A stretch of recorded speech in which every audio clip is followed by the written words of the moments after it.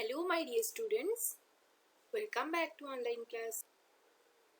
We have successfully finished the chapter from your book, chapter number 6 NCERT book Science Changes Around Us. Today we are going to discuss this chapter in very short notes. Okay, so try to learn from these short notes with main points. Okay, now start. We can bring about a change in a substance by doing one or more of the following process.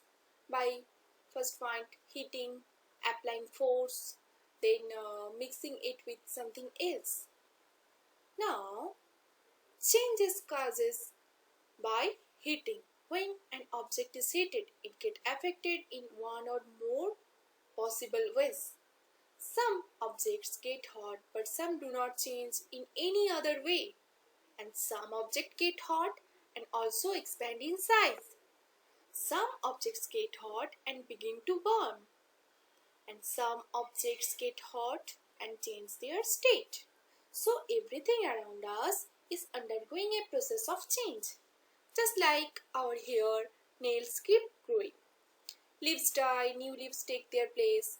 While some changes in our environment are temporary and can change back to their original position.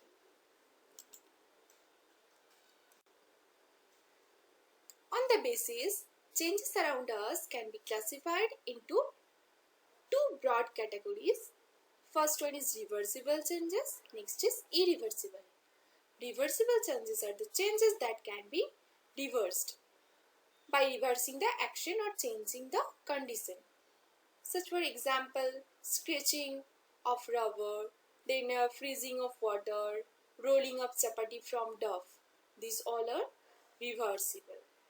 The next, irreversible changes that can be described as the changes which cannot be brought back to its original state or which cannot be reversed even after bringing about changes in the conditions. Examples, burning of paper, cooking of vegetables. Okay, so these all are examples of irreversible changes. Next, substance and materials usually undergo two major types of changes. Among them, first one is chemical change and another is physical change.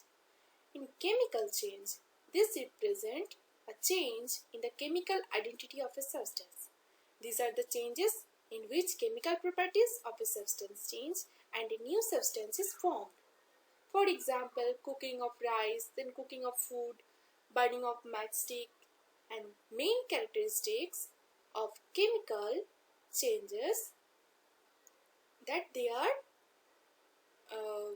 is formation of new substance and products are non-identical to the reactants and the changes is irreversible.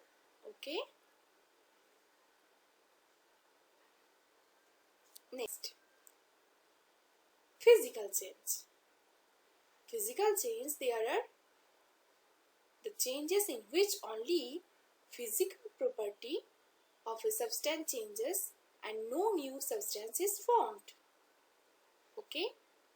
Here the main characteristics of physical change that the properties of products and properties of reactants are same and most of the physical changes are reversible in nature, and these changes is